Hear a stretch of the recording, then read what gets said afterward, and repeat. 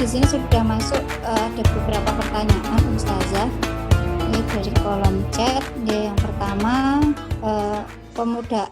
kisah pemuda Kahfi ini berarti sebelum Nabi Muhammad. Apakah mereka Nasrani atau Yahudi, dan apakah mereka termasuk disebut sebagai ahlul kitab? Ya, baik. Bismillah ya. Sebagaimana tadi saya sampaikan ya, kisah ini untuk menguji ya kapasitas Rasulullah sebagai seorang nabi yang mendapatkan wahyu dari Allah. Memang di sini ada perselisihan Ibu-ibu ya antara ulama tentang siapakah tokoh Ashabul Kahfi ini. Apakah dia termasuk pengikut Nabi Musa yang beragama Yahudi ataukah termasuk pengikut Nabi Isa yaitu yang beragama Nasrani, tapi yang lebih benar adalah pengikut Nabi Isa, yang lebih kuat gitu ya, yaitu Nasrani, tapi tidak dikatakan sebagai Nasrani. Kalau orang dulu seperti pamannya Khadijah ya, Waraqah bintu Khuwailid itu disebut dengan muwahhid, yang mentauhidkan Allah ya, yang mentauhidkan Allah Subhanahu wa taala. Jadi tidak ada secara jelas memproklamirkan mereka sebagai Yahudi atau Nasrani begitu, tapi mereka yang menyembah hanya kepada Allah Subhanahu wa taala. Jadi ahlut tauhid begitu ya. Jadi tidak disebut sebagai ahlul kitab, apakah itu Yahudi dan Nasrani, tapi ahlut tauhid. Demikian, Allahu a'lam. Terima kasih. Masuk ke pertanyaan yang kedua, Ini pertanyaan kedua dari Bu Teguh. Ustazah, sebenarnya rahmat itu apa sebetulnya? Baik. Rahmat itu kalau arti bahasanya rahimma yarhamu itu menyayangi ya Bu ya. Jadi rahmat itu bentuk kasih sayang Allah Subhanahu wa taala. Kalau ini kita kupas bisa menjadi satu tema kajian tersendiri ya. Rahmat Allah, saya pernah menerjemahkan buku itu pintu-pintu rahmat Allah, itu jenisnya ada lebih dari 12 kalau yang ada di dunia ini. Karena jumlah rahmat Allah itu ada 100. Ya. Itu yang dikatakan dalam hadis qudsi, ada 100, dan yang diturunkan oleh Allah sebelum hari kiamat itu baru 1. Misalnya ketika seorang ibu punya rasa kasih sayang terhadap anaknya, itu rahmat. Bahkan binatang, di antara rahmat Allah juga hujan, ya di antara rahmat Allah juga tanaman, di antara rahmat Allah juga tidur, ngantuk, itu juga rahmat Allah ya, bisa dibaca di surat Al-Anfal. Bagaimana ketika kaum muslimin menghadapi kaum musyrikin di perang Badar, itu dibuat oleh Allah ngantuk ya, untuk tenang ya. Itu sebagai rahmat dari Allah Subhanahu wa taala. Kemudian juga hujan, turun hujan, itu juga rahmat Allah Subhanahu wa taala. Nah, rahmat itu dari kata rahim, maka Allah itu kan Maha Ar-Rahman Ar-Rahim. Bedanya apa Ibu? Kalau rahmat itu hanya diberikan kepada orang-orang yang beriman. Kalau pemberian saja yang bukan bentuk rahmat itu bisa diberikan sekaligus kepada orang-orang yang tidak beriman. Ya. Jadi hanya orang-orang yang beriman saja, innallaha kana bil mu'minina rahimah. Itu ayatnya. Innallaha kana bil mu'minina rahimah. Jadi rahmat Allah itu hanya untuk orang-orang yang mukmin.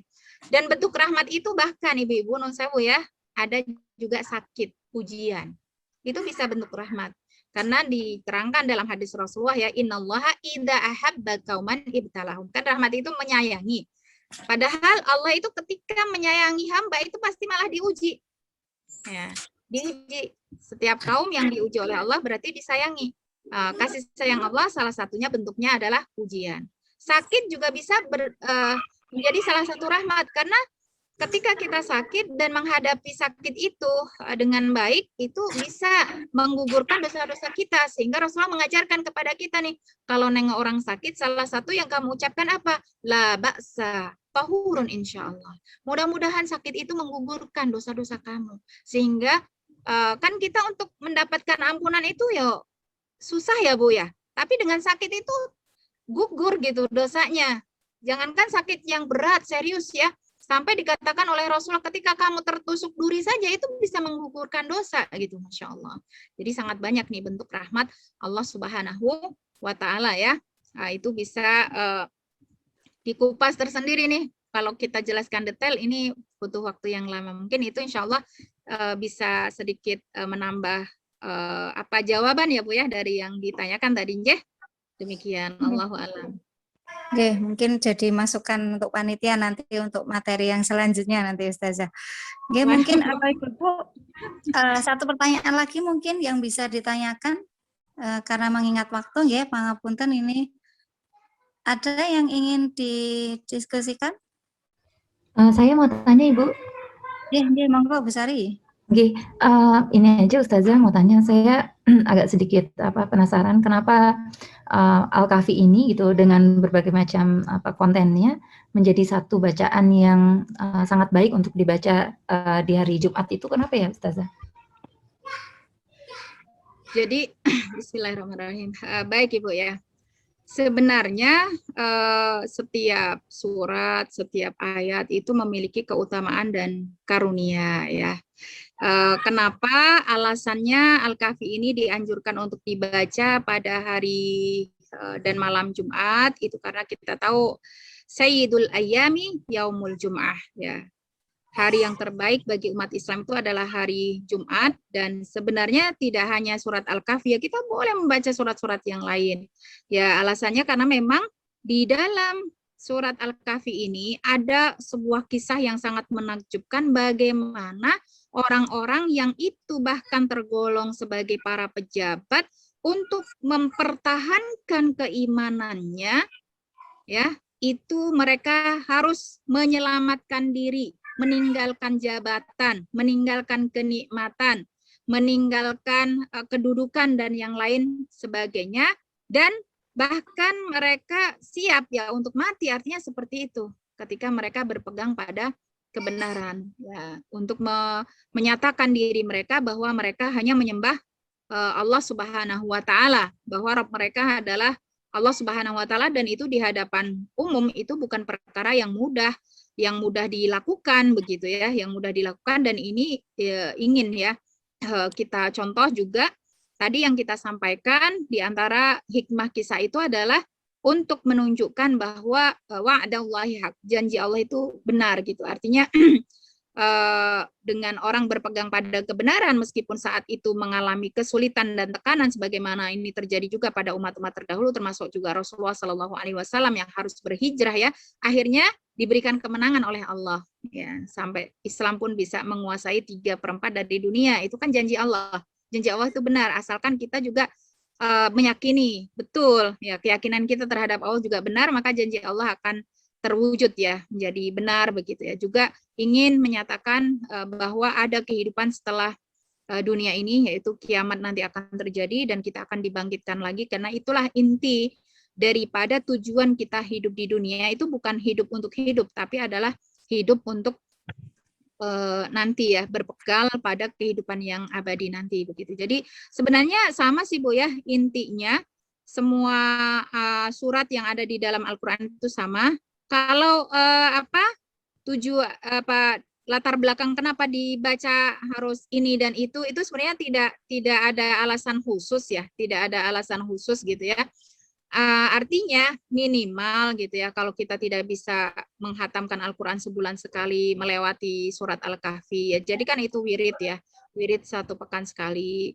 Misalnya juga sebelum tidur wirid kita adalah Al-Mulk, kalau tidak ya minimal itu Muawidat ya, Al-Ikhlas, Al-Falaq, An-Nas, seperti itu. Itu jadi hanya Rasulullah ingin meringankan kita untuk berinteraksi dengan Al-Quran itu bisa dilakukan kapan saja dan apa saja begitu ya. Gitu. Jadi kalau untuk alasannya kenapa secara khusus tidak ada alasannya. Alasan Rasulullah menyuruh kita ya untuk membaca pada hari dan malam Jumat ini tidak ada, tapi keutamanya sudah kita sampaikan kemarin ya. Oh itu ada yang menjawab itu karena ada hadisnya. Iya memang ada hadisnya, maksudnya keutamaannya kenapa Rasulullah menyuruh itu kan ada di dalam hadisnya. Kalau alasannya itu kalau dalam bahasa usul fikih illah ya Bu ya, variabelnya itu tidak selalu diberitahu gitu. Tidak selalu diberitahu karena agama itu ada yang makul, ada yang ghairu makul ya. Apa yang diperintahkan itu ada yang bisa dilogikakan, ada yang tidak bisa dilogikakan begitu. Jadi ini hanya untuk menguji siapa yang taat, siapa yang tidak, siapa yang ingin mencari keutamaan tersebut, siapa yang tidak ya. Kalau untuk ada hadisnya kemarin sudah kita sampaikan ya tentang keutamaan itu. Nah, saya tidak tahu yang dimaksud Ibu bertanya itu alasannya yang seperti apa. Kalau alasannya hadisnya kemarin sudah kita sampaikan ya. Backgroundnya tapi- maksudnya Bu, bukan hadisnya. Kalau hadisnya kan sudah jelas nggih. Cuma maksudnya apakah yang ada tadi ya yang saya background sampaikan khusus? ya. Atau hikmah Ilahnya ya, variabelnya ya. Nggih, Nah, ya, variabel itu tidak selalu disampaikan seperti juga. Kenapa ketika makan daging unta itu membatalkan wudhu, itu variabelnya tidak bisa, ilahnya tidak bisa dikupas gitu. Itu hanyalah kalau dalam bahasa usul fikih disebut dengan dengan ibadah ta'abudi mahdoh. Ta'abudi mahdoh itu murni mengukur ya seberapa ketaatan kita kepada Allah Subhanahu wa taala. Seperti itu, Allahu a'lam. Nggih. Nggih, matur nuwun Ustazah Sila. Nggih, mohon maaf Ibu-ibu karena waktu juga sehingga untuk diskusinya tidak bisa kita perpanjang. Nggih, insyaallah semoga nanti kita diberikan kesempatan lagi untuk bersilaturahmi, untuk thalabul ilmi bersama lagi nanti dengan Ustazah Sila. Tadi sudah ada topik menarik ya, nantinya mungkin bisa dibahas bersama. Nggih. Nggih, sebelum saya tutup di sini saya ingin menyampaikan jadi inti dari apa yang disampaikan hari ini adalah bahwa keimanan itu senantiasa naik turun ya, tetapi Allah akan mengokohkan hati bagi mereka yang memegang teguh sesuatu yang hak ya, seperti tadi yang dipegang teguh oleh Ashabul Kahfi. Kemudian apa yang dijanjikan Allah itu adalah benar ya, termasuk bahwa hari kiamat itu pasti akan terjadi. Ya, semoga ini bisa menjadi untuk pengingat kita semua ya, dan bisa senantiasa istiqomah, terutama nanti di dalam mengamalkan dari Quran Surat Al-Kahfi ini. Oke, terima kasih saya ucapkan sekali lagi kepada Ustazah dan juga ibu-ibu semua ya, sudah bergabung dalam forum ini. Semoga nanti kita diberikan kesempatan lagi untuk berthalabul ilmi bersama. Mohon maaf apabila ada kekurangan, dan kita tutup kajian pada hari ini dengan memperbanyak istighfar dan kafaratul majelis.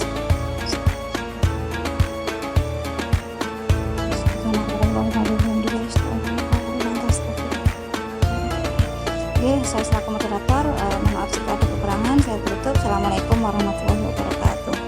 Waalaikumsalam warahmatullahi wabarakatuh. Ustaz dan Silan sih. Sama-sama Ibu.